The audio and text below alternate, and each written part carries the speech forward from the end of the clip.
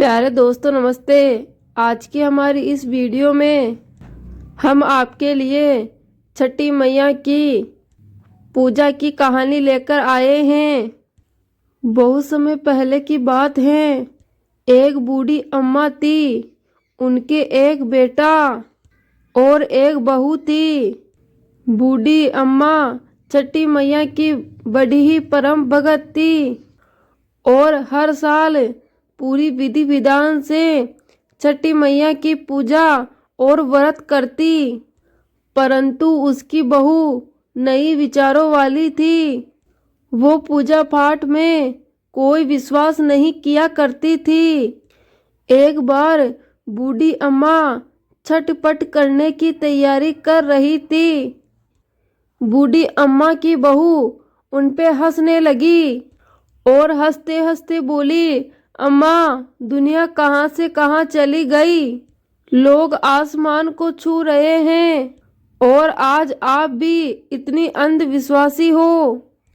पढ़ी लिखी बहुओं का छठी मैया की परम भगत बूढ़ी अम्मा पर कोई असर नहीं हुआ। वो तो बस अपनी तैयारियां करती रही। बहू फिर बोली, अम्मा, ये सब बेकार की बातें हैं। इस उम्र में 3 दिन तक भूखी रहोगी तो आप खुद पर ही मुसीबत लाओगी। ना जाने लोग भूखे प्यासे खुद को सताते हैं। नई बहू की बातें सुनकर अम्मा बहुत मुस्कुराई और अपनी बहू से बोली, बहू, शादी के बाद मेरे कोई संतान नहीं हो रही थी। तब मैंने इन्हीं छठी मैया के व्रत को किया। तब छठी मैया ने मेरी पुकार सुनी और ये तेरा पति छठी मैया का ही प्रसाद है। तू भी इस वर्ष छठी मैया का व्रत कर। माता तेरी भी पुकार सुनेगी और तेरी गोद भी हरी हो जाएगी। लेकिन नए युग की नई सोच वाली बहू किसी का कहा सुनने वाली नहीं थी। बहू बोली, मैं पूजा पाठ नहीं करने वाली। सुंदर पति मिला है, जीवन में हर सुख मिला है, आलीशान बंगला महल है, दिन रात खाती पीती और मस्त रहती हूँ। पूरे गांव में मुझ जैसा धनवान कोई भी नहीं है। सासू अम्मा इस दुनिया में कर्म प्रधान है। बूढ़ी अम्मा के लाख समझाने के बाद भी बहू पर कोई असर नहीं पड़ा। बहू नास्तिक स्वभाव की थी। उतने में बूढ़ी अम्मा का बेटा वहां पर आया। ठीक है, तुम्हें पूजा पाठ नहीं करनी तो मत करो, लेकिन तुम मेरी माँ से झगड़ो मत और जाकर तैयार हो जाओ। छठ माता के घाट पर जाने का समय ये हो गया है। बहू बिना रुचि के उनके साथ घाट पर जाती है, लेकिन वो वहां जाकर पूजा करने की बजाय मेला घूमने चली जाती हैं। कुछ देर बाद उसका पति उसे वहां ना पाकर चारों तरफ ढूंढने लगता है। तो वे हलवाई के पास स्वादिष्ट पकवान मजा लेती नजर आती है। पति उससे कहता है, अरे तुम यहाँ तक आई हो तो कुछ देर माँ के साथ भी बैठो। पत्नी गुस्से में बोली, ना जी, मैं पूजा पाठ में नहीं बैठने वाली। मैं तो मेला घूमूंगी। आप ही करो ये पूजा पाठ। अपनी पत्नी की यह बातें सुनकर पति वहां से चला जाता है और स्नान करने को जैसे ही वो डुबकी लगाता है और वो डुबकी लगाते ही वो डूब जाता है और जोर जोर से चीखने लगता है, लेकिन किसी को भी उसकी आवाज नहीं आती। जैसे ही बूढ़ी अम्मा को पता चला कि उसका बेटा डूब गया तो वो जोर जोर से रोने लगी और छठी मैया से बोली, माँ, मुझसे तेरी भक्ति में कौन सी कमी रह गई जो तूने मेरी गोद सूनी कर दी। बोलो माँ, हमसे ऐसी क्या भूल हो गई?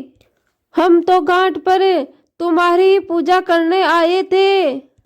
तुमने तो माँ हमारी दुनिया ही उजाड़ दी।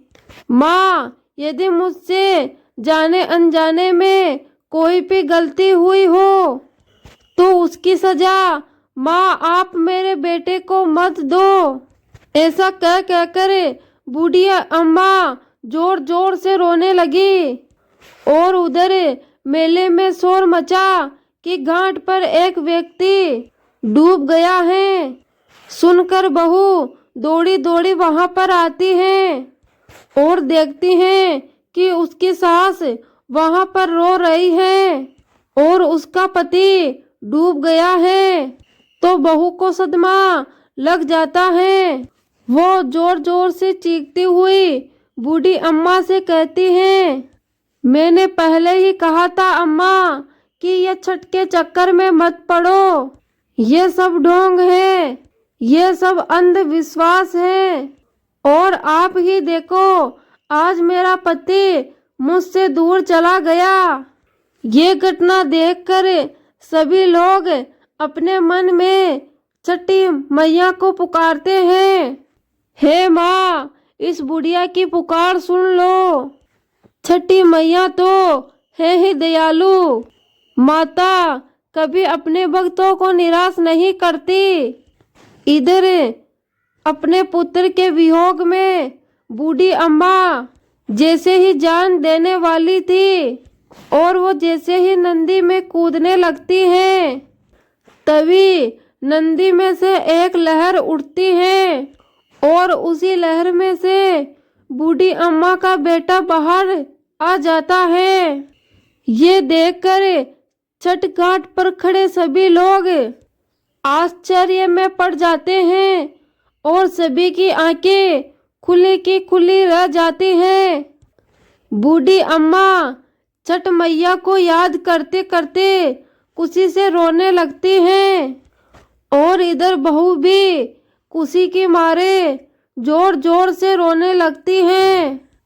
इतने में तेज गर्जना के साथ छठी मैया प्रकट हुई और बूढ़ी अम्मा से बोली, मैं कभी अपने बच्चों का अहित नहीं करती। मैंने तुम्हारी बहू की आंखों से अज्ञान का पर्दा हटाने के लिए इसके पति को पानी में डुबोया था। मैं तो सदैव अपने बच्चों की रक्षा करती हूँ। इस कलयुग में जो भगत मेरी पूजा करता है, मैं उसकी मनोकामना पूर्ण करती हूँ। यह कहकर बूढ़ी अम्मा और उसके बेटे बहू को आशीर्वाद देकर छठी मैया वहां से अंतर्ध्यान हो गई और घाट पे खड़े सभी लोगों ने छठी मैया की जय जयकार करने लगे। प्यारे दोस्तों, ये है छठी मैया की पूजा की कहानी को लाइक, शेयर, कमेंट और यूट्यूब चैनल को सब्सक्राइब जरूर करें। धन्यवाद।